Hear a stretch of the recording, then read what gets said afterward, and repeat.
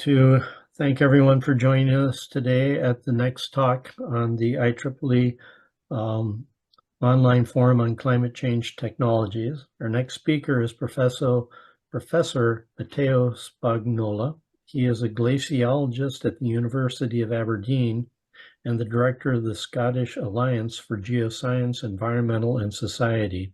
He obtained his Bachelor in Natural Sciences at the University of Pisa and his master's in remote sensing in Firenze, and his geology PhD at the University of Genoa before moving to the UK in 2007. Matteo applies various field, geographic information systems, and remote sensing techniques to the study of glacial landforms.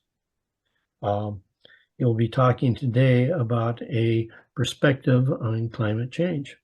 Matteo, thank you. Perfect. Thank you, Charles. Right, so I appreciate I'm probably a little bit different from what you normally get on this forum because I have no background in engineering or physics, and I'm as Charles just mentioned, a geoscientist really. But I hope that nonetheless, providing some context to present-day climate change could be useful. So, yeah. So what I would like to talk today is a little bit about glacier and how they're linked to climate, and what is climate and how do we measure it, and then providing very much a geological overview of climate change, so over the geological timescale, and then moving into the present day and how present day climate change is affecting glaciers and why we care about that. So a little bit about glaciers. So glaciers are iconic. People love glaciers. People want to go visit glaciers wherever possible. Think about Perito Moreno, which is many tourists. It's a big tourist attraction. There are fantastic glaciers in various parts of the world. The Malaspina Glacier in Alaska, for example, is just beautiful, and many more examples. In reality, glaciers cover just about 10% of Earth, but it's a lot of ice out there. And if we were to melt all the ice in one go, we will get pretty much 65 meters of sea level rise.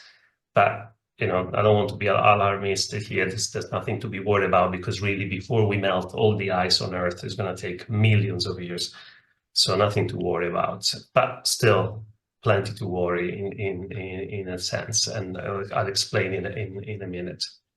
So what is a glacier? A glacier essentially is a mass of ice, and glaciers are basically a system where you have an area where you have accumulation of snow, which then turns into ice. So we call it the accumulation area.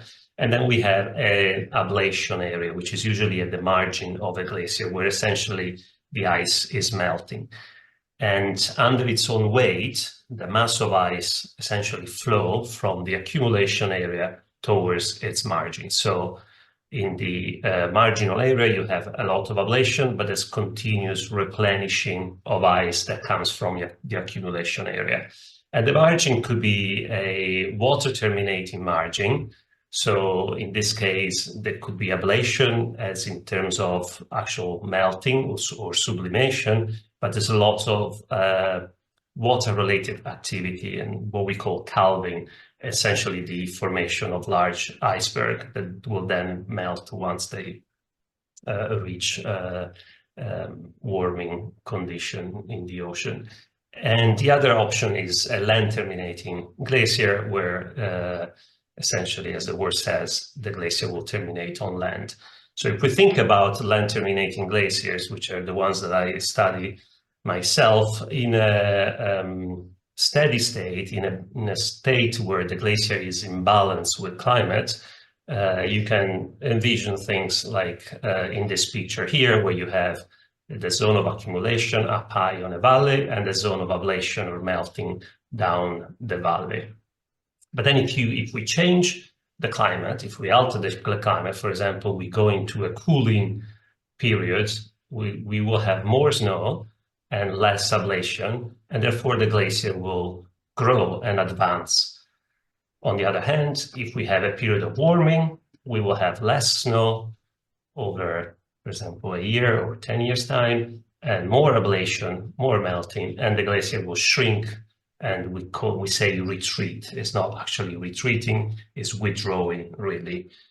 And because of the simple relationship between glaciers and climate, we can, in fact, use climate as an archive of, use glaciers as an archive for climate. And we can go back to historical evidence of changes to glacier, and therefore gain information about how the climate has changed, for example, over the past few hundred years. Here's an example of the Muir Glacier in Alaska, and the picture speaks for themselves. This is 1941, this is 2004. So a massive glacier retreat. But we can go farther back in time, and this is really what I work myself the most on. Here you see an alpine glacier, but if you look outside of the glacier, you probably notice in the landscape these features. We call them moraines, and essentially we could look at these features and understand that the glacier used to be larger at some point in the past. But if we can date the time when the glacier deposited this feature, then we can have a sense of how and when the glacier reached this position, and how, again, climate changed since then. And we can go farther back in time, and for example, we could drill inside a glacier, and this happens typically in Antarctica or Greenland. We can extract what we call an ice core, and we can look at the ice core and essentially see how much ice has been accumulating through time. And when we deal with this kind of glacier archive, we can go far back in time, up to 1 million years. So it's a considerable span of time there, and we can see how much ice has been accumulating and melting. And also, very importantly, we can look at the atmospheric composition that is trapped in bubble of air within the ice itself. So very useful archive. But it's not over. We can also see glacier. We can also use glacial deposit, glacial sediment. And with that, we can actually go back to billions of years. So we can go back to almost 3 billion of years ago, the first ever glacial deposit. And in a sense, the presence of a glacial deposit or its absence is giving us an idea of the climate of the past at that time frame. So using glacier and many other climatic proxies, we have been able to reconstruct what happened to climate over the billions and the millions and the hundreds of thousands of years of the Earth history. So perhaps you have heard that the Sahara Desert was not always a desert, right? And here's an example. This is present-day Lake Chad, just a tiny dot here, but just about 10,000 years ago, Lake Chad was a mega lake. As you can see, massive lake. This is a scale down here, 150 kilometers. So we're talking about almost a sea, if you like, a mega lake. And the vegetation surrounding this lake was very much characterized by grassland. There were seasonally flowing rivers and so on. So this was 10,000 years ago. And similarly, you might have heard that now into the millions of years ago, so we're talking about 90 million years ago, Antarctica, which is present day almost entirely ice and very thick ice, up to 2-3 kilometers of ice, 90 million years ago used to be, in fact, ice-free for the most part and covered by a rainforest. So, but what is climate, right? And I think there are different ways of describing and defining climate, but just to keep it very simple, we can think of climate as a system essentially as a system that is redistributing the energy that is receiving from the sun. So you can think of Earth as a heat engine, which is driven by the sun. But because of its shape, the fact that it's an ellipsoid, it's spherical, if you like, or certainly not a 2D body, inevitably the distribution of the sun energy is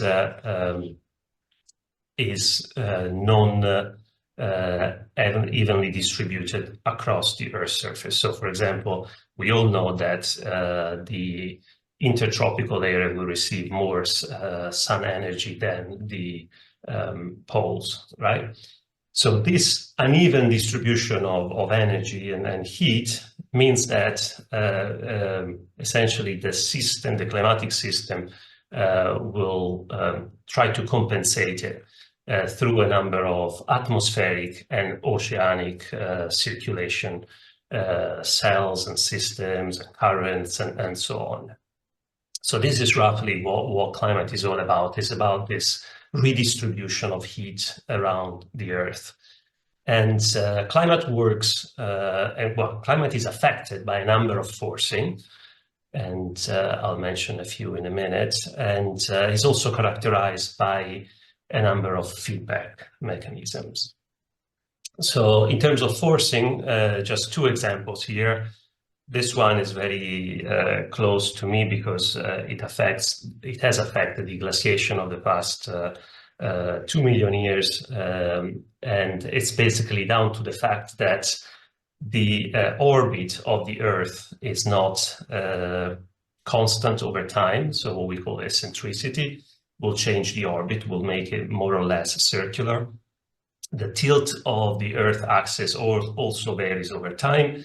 And there is also the precession phenomenon, which is basically a wobbling of the orientation of the Earth axis. So all these elements means that essentially the energy that the Earth receives, or different part of the Earth receives over time, over the year, over different seasons, will change, and this affects the climate of the Earth.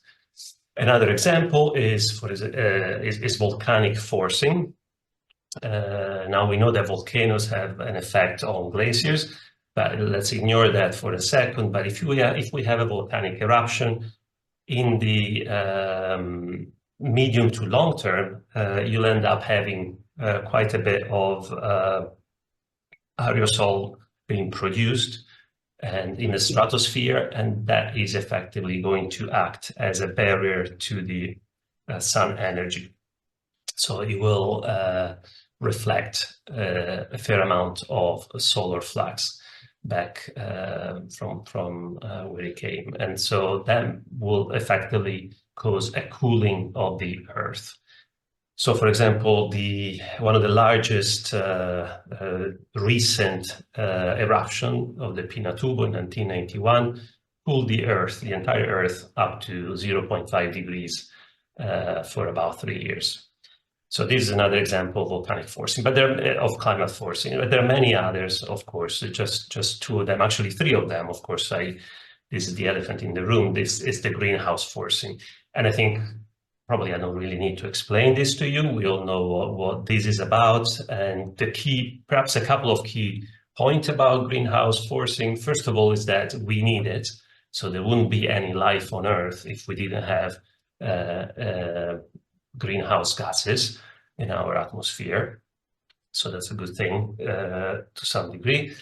Also, I would like to stress the fact that greenhouse gases are a small percentage of the atmospheric composition, and in fact, within them, the vast majority of it is taken by water vapor. So that's the biggest greenhouse gases, but nobody talk about water vapor, of course, because essentially the life cycle of water is very quick. So, we can increase water vapor. So you wouldn't worry about drying your hair in the morning. Not an issue for me, but because really, whatever you emit comes back to Earth pretty quickly via rain and precipitation and so on.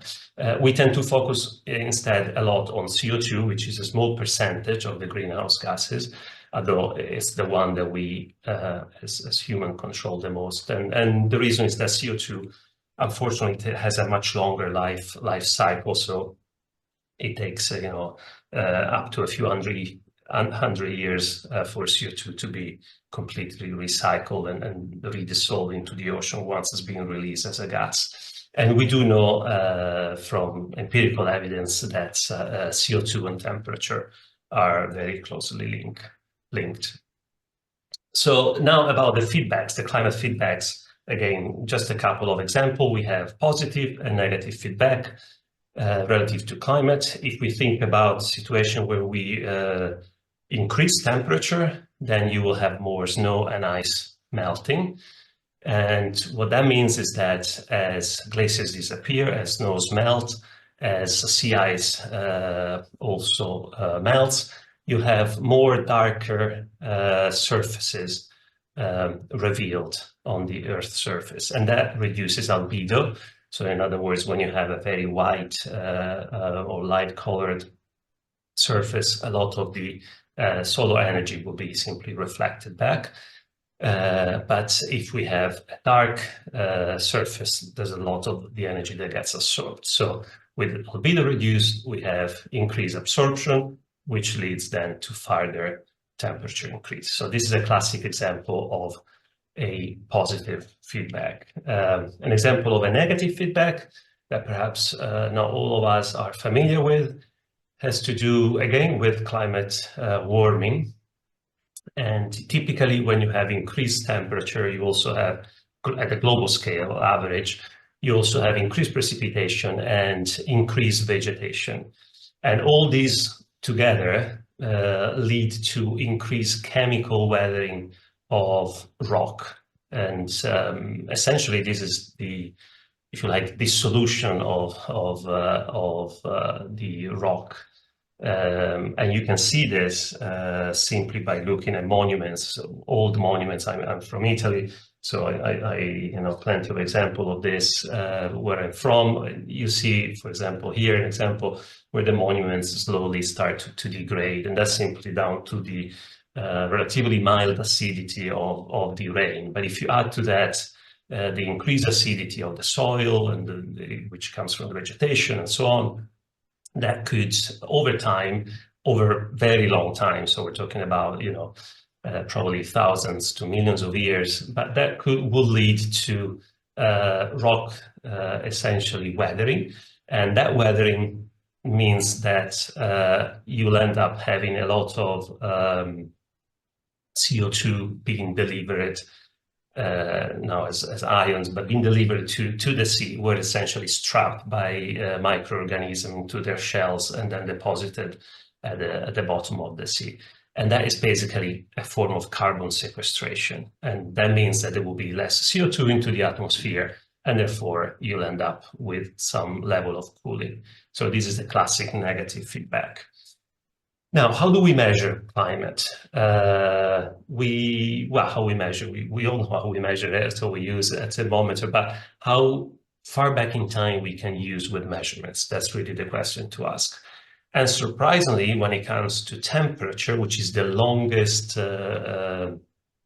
climatic parameter ever measured, we only go as far back in time as the 1650, essentially 1660, I think that's when it starts. And in fact, the longest series is here in the UK, in central England.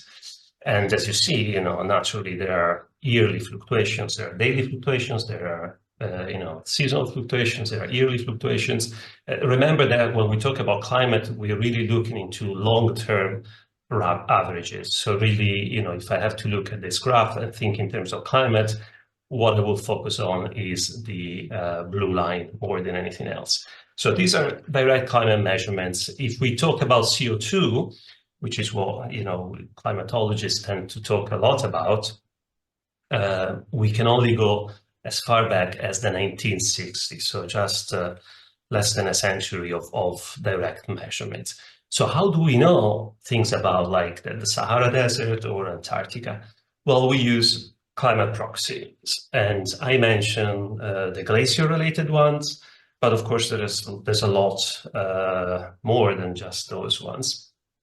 Many of these are related to sediments and rocks that we collect from many different parts of the world. So these are all climate proxy data that is available. There are different portals that collect them all, which is fantastic for those of us who study the climate of the past. And as you can see, there's plenty. Many of those are in water, so there are marine sediment at the bottom at the seabed, collected from the seabed and down. But not all of them. There will be also terrestrial ones. So once we have these sediments or these rocks, first of all, we need to date them. Otherwise, we will not know what the climate that we're trying to reconstruct refer to. There are different approaches to dating this sediment. Typically, we tend to use isotopes, more or less radioactive. For example, for the kind of stuff that I do when I try to date glacial deposits, I will collect rock samples that have been deposited on the surface of the glacial deposit and measure beryllium-10, which accumulates over time as the rock is exposed to cosmic rays. So that's one of the many techniques. But essentially, we have different ways of dating the sediments, the rocks. We could also use the magnetism of the Earth, which has changed over time, over history. So if we have a rock that's formed at a particular time, it will be characterized by a specific magnetic signature. And so we could use that to date the rock. Once we have dated those sediments, then we can look at its content. And through a number of proxies, and I just showed two here, we can then reconstruct the climate. So, for example, these ones are plankton. So these are microorganism that lives in water, and they have a shell, if you like, microscopical one. So you see the scale here.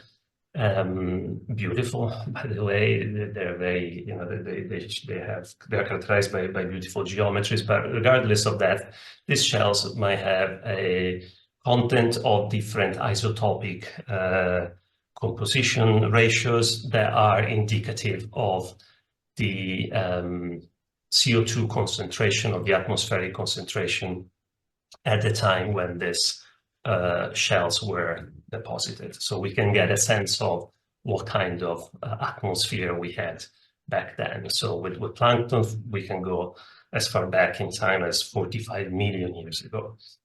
Another example are the density of the stomatal cells, and this comes from fossils of plants. So essentially, if you look at leaves of a plant and under a microscope, you will see that there are some opening, which are these stomata cells, and the amount of opening is proportional to the amount of CO2 that is available into the atmosphere. Why that is the case? Simply put, the plants need the CO2, but also needs the water. And the more opening and the more water will go away from the plant, will evaporate. So when there's a lot of CO2, the plant minimizes the number of stomata cells on its leaf. When there is not a lot of CO2, it requires the CO2, and therefore there will be more stomata. So we can use the density of stomata to understand the CO2 content of the atmosphere at the time when that plant was alive. And now let me go through a little bit of the history of climate change. And first of all, I would like to stress that I'm starting almost from the beginning of the Earth. So we're talking about billions of years ago, and it's a time scale. Pretty much most of the things that I'm going to talk about is a time scale that we cannot fully comprehend. And I've been, as a geologist, effectively, I've been dealing with these time scales for now 30, 40 years of my life, and still largely struggle. right? So just to keep things into perspective, Earth age is 4.5 billion years. Homo sapiens just arrived 300,000 years ago. So if you compare the age of the Earth to a 24-hour, one-day time frame, Homo sapiens is just the last second. Historical knowledge that maybe many of us think they have a sense of, just cover a few thousands of years at best. And really, when we study history at school, for the most part, we talk about a battle, a war, so an event within the historical time frame. We don't really get a sense of that time. So really, when it comes to understanding time for humans, it's mostly about their own memories, their own experience, and at best that's a few decades, right? And really, for many people like me, I can't remember what I did a week ago. So it's just to say that, I'm talking about big numbers here, and it's a struggle perhaps to fully absorb and understand and what this means. But let's give it a go. And I will start with a paradox, right? We're all scientists, so I think we all love queries and quests and complications and paradoxes. So here's one, and it's called the faint young sun paradox. We're talking about really the beginning of the Earth. So essentially for the first 3 billion years, we do know that the sun was expanding. And so for that very long time frame, in fact, the majority of the history of Earth, if you like, the sun shone less than it does today. Initially, it was up to 30% more faintly. And yet, when we look at the geological record, not that we have a lot of, but if you look at the rocks that were formed then, we see no evidence of a frozen Earth, right? If the sun is the primary source of energy for our planet, how come that we had 20-30% less energy coming to Earth and the Earth was not entirely frozen?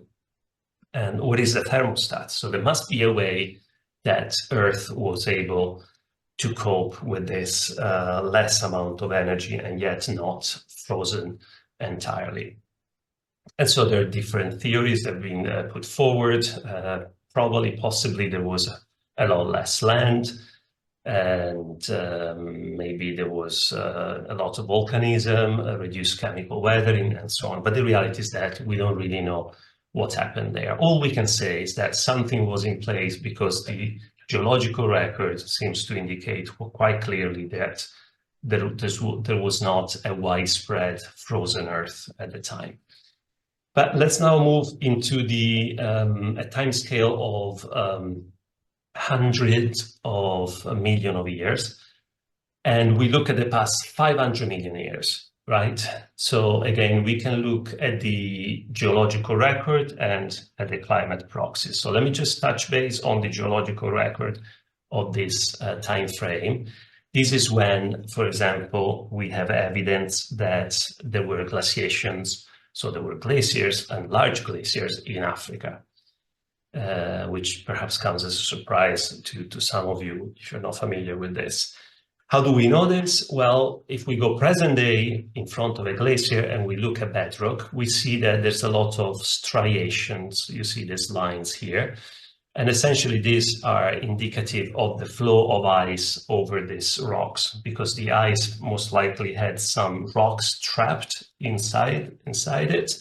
And as it was flowing over the rock, the bedrock, those bits of rock will essentially, by friction, cut the striations. If we go into Africa, into rocks that are as old as several 100 million years, we do find the same kind of striation. So that's an indication that those rocks were once in front of a glacier.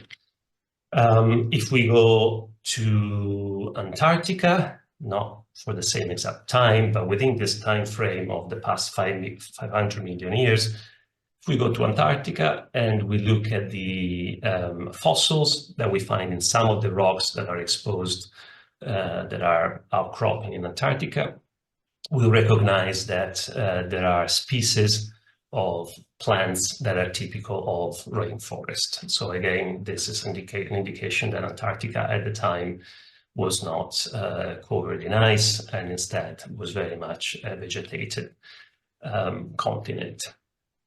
So, and then if we actually add a number of proxies that are available, they come with a large level of uncertainty in terms of what they can tell us about climate. And you see that from now on, I will always refer to CO2 concentration. So here's the past 500 million years, which, by the way, is only 10% of our Earth history. But 500 million years, and you see where we are present day with relation to CO2, high uncertainty in what we see here, but we do have a number of proxies that show a consistent story, all in all. And the story is that there has been a lot of fluctuations. So climate has changed quite a bit. Some of these changes, for example, here around 250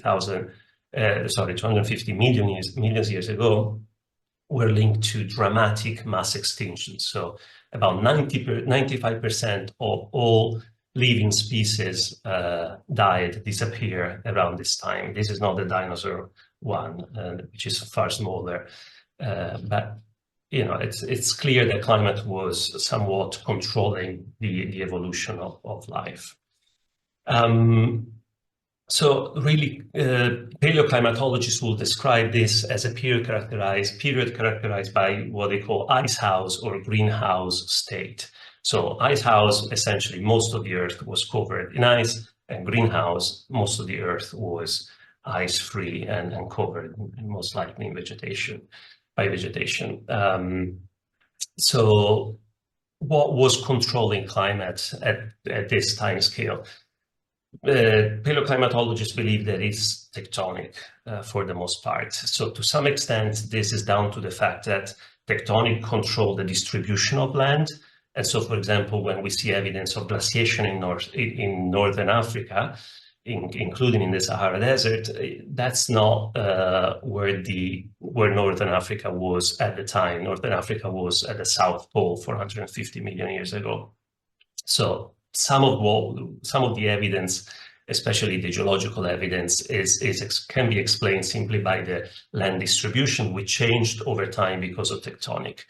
But that is not enough to explain, the level of climate changes that this plot shows. And to fully explain that, we really need to go down to a mechanism that was controlling CO2 at this kind of time frame. And what is believed is that for the most part, this was controlled by the speed of spreading of the ocean. So plate tectonic, you know that the upper portion of the Earth essentially moves. It moves at a fingernail growth speed. So you barely see it except when you have an earthquake. But when you multiply that into the million of years, there's enough movement to change the face of the continents and their size and so on. And that growth, that change was not constant. So there were times when ocean spreading was faster, and at that time, essentially, we had more CO2 that was coming out of the opening of the ocean itself. And then as continents migrated away from the opening of the oceans and they collide against other bits of continental crust, they were causing a lot of volcanism, which in turn was also releasing quite a lot of CO2. So a lot of CO2 into the atmosphere essentially then meant warming, and this is how we explain the greenhouse climate of the time. And then when the ocean spreading slowed down, we were under icehouse climate conditions. But let's now move into the 5 million year time scale, and we look at the past 50 million years. So uncertainty are now reduced. We have a lot more proxies, or more proxies maybe, And most of them consistently point to a similar trend. And the trend is very much that of cooling. So for the past 50 million years, the Earth has been cooling. Why is that? Paleoclimatology have discussed this endlessly. Initially, they were thinking that this was down to the fact that some major gateways opened. So, for example, Panama, the Drake's Passage, but that was then proved not to be the case. They couldn't really explain what we were seeing. In other scenarios, people simply realize, well, most of the mountains that we see around us comes from about this time frame. So maybe it has to do with the fact that with a lot of mountains, there's a lot of rocks exposed to weathering, and therefore more CO2 is trapped and it's cooling. That's not quite entirely true, because mountains building probably was always happening even before the past 50 million years. But what they think is the main reason for this almost continuous cooling over the past 50 million years is not just the building of the mountain per se, but it's the building of a very large area of high elevated terrain. And that's when essentially the India plate collided with the Asian plate and formed the Himalayas. But it's not just the mountain itself, not just the Himalaya itself that matters here. It's more the fact that behind the Himalaya, north of the Himalaya, the Tibetan plateau was formed. And this is a massive amount of land, mostly bare land, so rock essentially exposed to weather, and which has been weathering for many million years now. And we can see this in the amount of CO2 that is, well, not CO2, but in a sense, CO2 that is trapped in the sediment in the seas that drains this area. Let's now move to the 50,000 years time scale, and we look at the past 3 million years. So this is coming closer to what I look at when I study my glaciers. So very, very important, of course, improvement in quantity and quality of data. Climate continued to cool up until about 1 million years ago. And then from that point onwards, we had regular fluctuations of what we call glacial and interglacial period.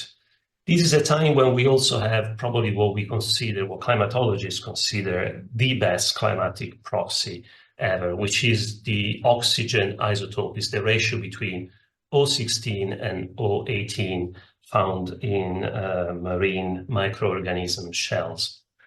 What does it tell us? Well, essentially, evaporation so that there is an amount of oxygen 18 and 16 in the seawater, but evaporation will, of course, preferentially evaporate the lighter O16. In a normal condition, this will then eventually come back through precipitation and runoff, come back to the oceans. But if it is cold, then what happens is that the O16 is trapped in ice that is growing on the continents. And so the seawater composition starts being depleted in O16, and the ratio between O18 and O16 then becomes progressively higher, so more O18 than O16 during glacial conditions. So if we look at the past 500,000 years here, you see that we have this alternation between times where we had glaciations, effectively, what they call here ice age, and times where we have what we call interglacial. These are a completely different time scale than the ice house and the greenhouse states that I talked earlier. But nonetheless, we had these oscillations for pretty much the past 1 and almost 2 million years. And this is almost entirely driven by the orbital forcing that I described at the beginning of this talk. So during the glaciation period, we will have pretty much most or a large part of North America and Northern Europe covered by ice sheets. And during interglacial, the ice would have been completely disappeared. We can then move into the past maybe 20,000 years. And we are now looking at the last glaciation, which essentially culminated around that time, around 20,000 years ago. We can now, as you see, we can now look at actual temperature rather than CO2, because it's very easy to convert the delta weighting signals into temperature. So since the last glacial maximum, as we call it, of course, there's been warming, and this has been probably the most dramatic warming that we have evidence of. And between essentially 18,000 years ago and 10,000 years ago, temperature increased by about 5 degrees over 5,000 years. So a peak rate of 1.5 degrees per 1,000 years. So pretty dramatic relative to the longer history of climate change. And around 10,000 years is when we most likely entered the last interglacial period. And it's an interesting time frame, the last 10,000 years, because we had a peak of relatively high temperature around 6,000 years ago. And this is also the time when humans started to develop agriculture fully. So many argue that there is a link between this warming and the full development of agriculture. And then from about that time onward, temperature started to decrease. So for many scientists, this is probably the beginning of the natural cycle that will eventually lead towards the next glaciation. And temperature continued to decrease until about 1850. And then things changed again. How do they change? Now we have actually direct measurements, and we all know that essentially from 1900 onwards, temperature started to increase quite dramatically again. Now, I don't think I need to explain too much about this, but just in a few words, we know that we have increased, since then, we have increased our emission of CO2 and other greenhouse gases. We do have measurements of these gases in the atmosphere that match with our emission measurements. We have models that suggest how much these emissions will convert into increased temperature, and unfortunately, we have measurements of increased temperature that match exactly those model simulations.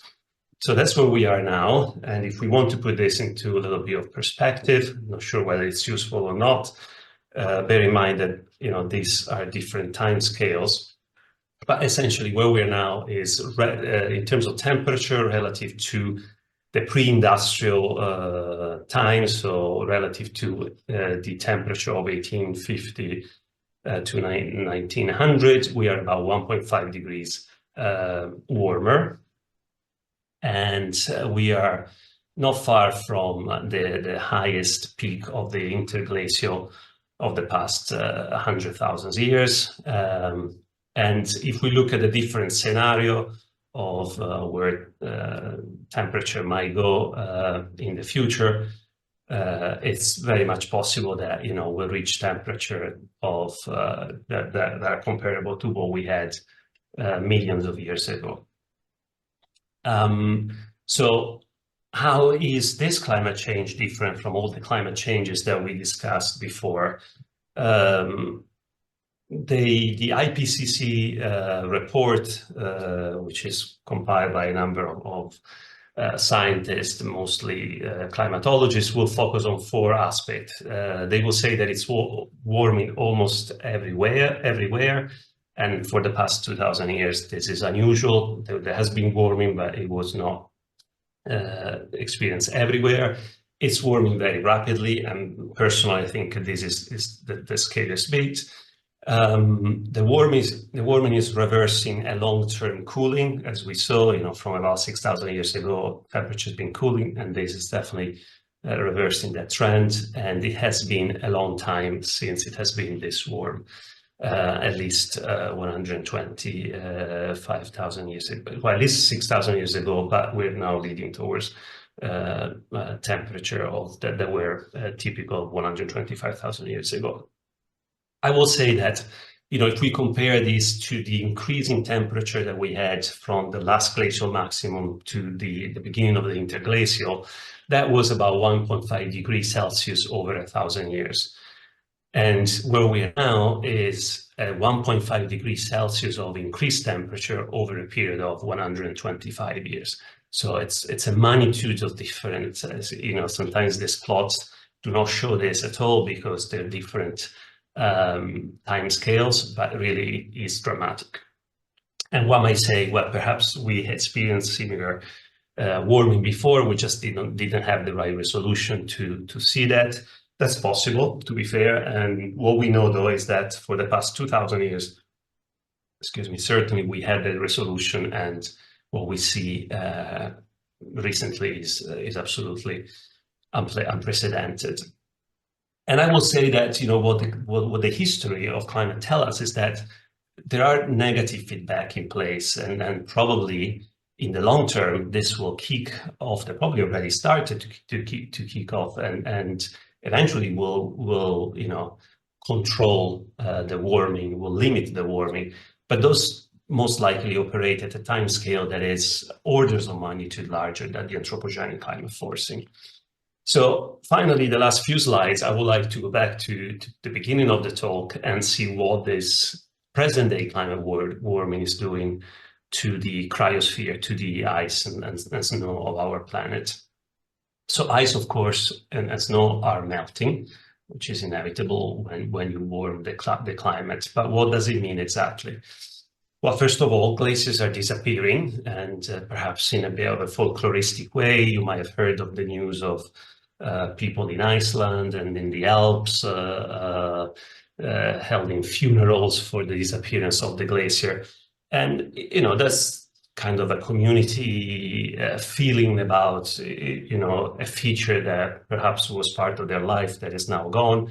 And it is important, but there are much more serious and important consequences than that.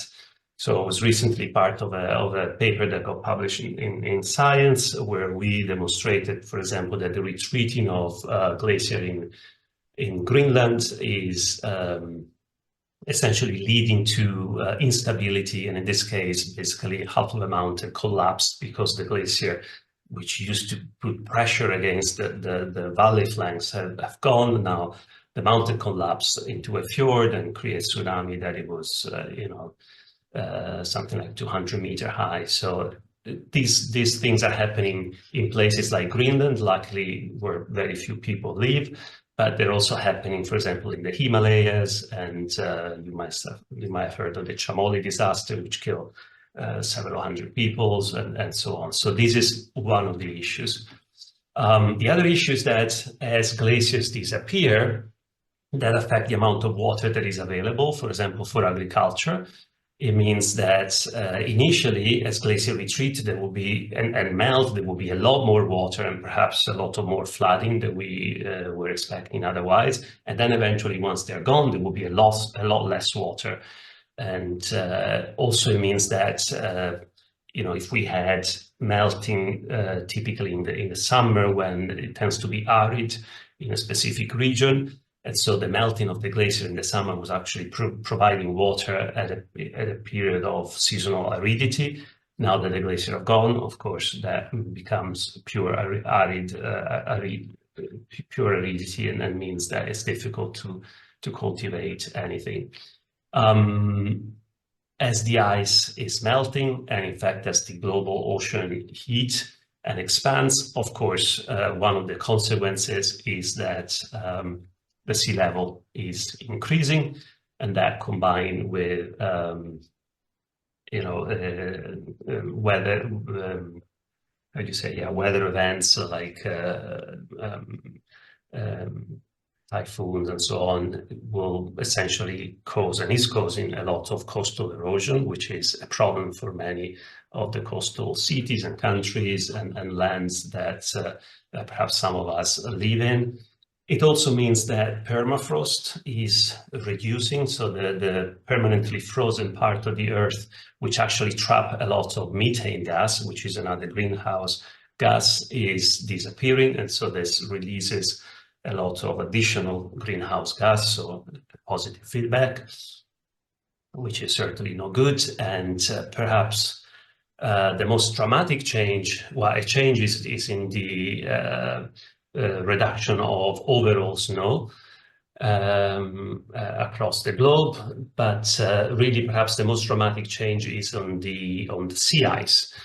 Sea ice has been changing at a terrible fast rate, and you probably heard that this is becoming a geopolitical issues because it's opening up new ways of for transport in the Arctic and so on. But regardless, the point here is that as sea ice is disappearing, and it is disappearing really fast, that reduces albedo, as I said at the beginning, which is another positive feedback. And it's no surprise that the Arctic present day is warming up almost 3-4 times faster than the rest of the Earth. So globally, we are at 1.5 degrees Celsius above pre-industrial. The Arctic is almost 4 degrees Celsius above pre-industrial, so it's pretty shocking. So to conclude, we have glaciers and we have many other proxies that tell us about the climate of the past. We do see the climate has changed quite dramatically and many times over different time series, steps.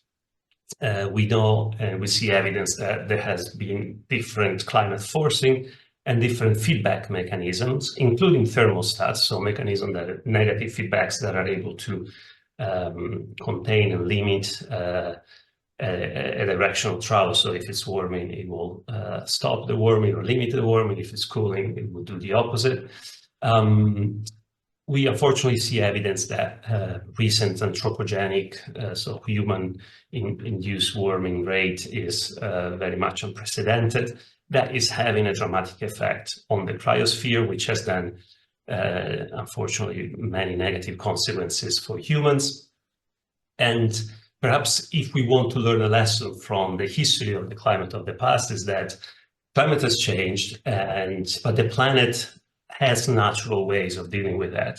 So it has natural negative feedbacks.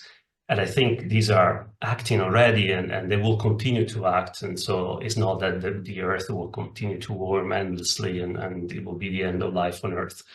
But the problem is that most of these feedbacks, as far as we know, operate at a much longer time scale than the current warming. And I will leave it there. Thank you very much. Well, Matteo, that was very interesting. Thank you very much. We have a few questions. One of the questions was about how you mentioned that new trade routes are opening. When I was a kid, the search for the Northwest Passage was a big story, but it looks like today the Northwest Passage works. The question is, should shipping industry use these new routes instead of trying to preserve the glacial area of the Arctic? I will say that the transportation routes have relatively minimal effect on the sea ice itself, and so in a sense, I see no problem with them using these new routes opening. Ideally, we don't want them to open. We would like them to be sea ice covered. So the least disturbance that we do to sea ice, the better. But if the sea ice has disappeared or is disappearing, so I don't see an issue with using them, except that there are other side effects, including geopolitical and the consequences for the local communities that live nearby that should be taken into consideration. So it feels a little bit like Far West at the moment, what's happening with Arctic transportation. Yeah, I think I will say that, we shouldn't necessarily focus on that. We should try to focus more on what is causing the sea ice disappearance and see whether we can do anything about that as a primary goal. Then, of course, there are other arguments that are important too, and could be more specific about, leave that regions as untouched and undisturbed as possible. Okay. This is a question for myself. A frequent comment is that climate change is not happening because some glaciers are growing. Do you have a comment about this statement? Yeah, so we have data pretty much about every single glaciers in the world, and we see that I cannot provide an exact number, but the vast majority, probably 90% of the glaciers are unfortunately retreating, and some have disappeared. Many have disappeared already. There are some exceptions, which is worth considering, and those are glaciers that are not linked to climate for a reason or another. So, for example, if you have a glacier that is debris covered, so covered in a relatively thick layer of debris, so rocks, fragments, that essentially create an insulation between the atmosphere and the glacier. So the glacier doesn't really feel what's happening above it, if you like. And so that insulation works by limiting the glacier retreat, not necessarily making it advancing, but certainly limiting its melting, if you like. Another exception is are glaciers that sits on volcanoes where there's a lot of geothermal heat. So that is doing the opposite, is actually accelerating the glacier retreat much faster than climate will naturally do. But the few cases where a glacier is advancing, we call them surging glacier, that is down to essentially a relatively complex mechanism of instability within the glacier itself, where basically the glacier is quiescent, so quiet, keep building mass over a period of time, and then all of a sudden it releases the mass by flowing really fast and advancing. But as it flows and advances, actually is thinning. So if you look at the mass of the ice over time, you're not really gaining anything. It's just a flowing mechanism, an instability within the flowing mechanism itself. So yeah, those are real. There are glaciers that are advancing, but not because of climate. Okay, that was actually very helpful for the next time I talk to a NIMBY. I'm going to paraphrase a question. You focused mainly on just CO2, but there are other greenhouse gases, in particular methane. Do you think that focus on CO2 is good enough, or should we be focusing on other gases? So I think we should focus on all greenhouse gases for sure. It's easier to focus on CO2 because the link between CO2 and temperature is very clear, and most of the proxies that we look at for the past are very much able to quantify CO2 and not necessarily other gases. And that's why, the major focus, and also perhaps the most important point of all is that of all the greenhouse gases that we emit, CO2 is the biggest one. Having said that, of course, other greenhouse gases are very important. I will not spend a word on water vapor, because I don't think that's really particularly relevant. Though we do see, with increased temperature, we do see an increase in water vapor. But as I said, the cycle is fast enough that it doesn't affect temperature so much. Other gases are absolutely important. Methane is one of them. You probably heard about, at least in Europe these days, in the past couple of days, there's been a big discussion about this new product that is given to cows to reduce the amount of methane emissions, and whether or not it's safe for humans and so on. But so clearly, people are looking into ways of reducing methane emission. Methane is a small portion of the greenhouse gases, smaller than CO2. And as I said, we contribute a lot less methane to the atmosphere, but nonetheless is a lot more powerful, right? So there's also this aspect to consider. CO2 has an impact on temperature, methane has a much bigger impact on temperature, so we should absolutely care about it. And what's worrying about methane is permafrost, from my point of view as a glaciologist. So permafrost, what I mentioned earlier, there's a lot of methane trapped in permafrost, so effectively is stored there, and unless we release it, is doing no harm whatsoever. But unfortunately, with the melting of the permafrost, then a lot of that methane is emitted. And then, of course, the other big issue with methane is animal and cows and so on. So that's why you probably heard the importance, according to climate activists, of changing diet and so on. Okay. Well, that's very good. I want to thank you for a very interesting presentation, and we hope to get it posted in a few days. Perfect. Have a great day. Thank you. Thank you for this opportunity. Bye, Charles. Bye, everyone. Thank you, Matteo.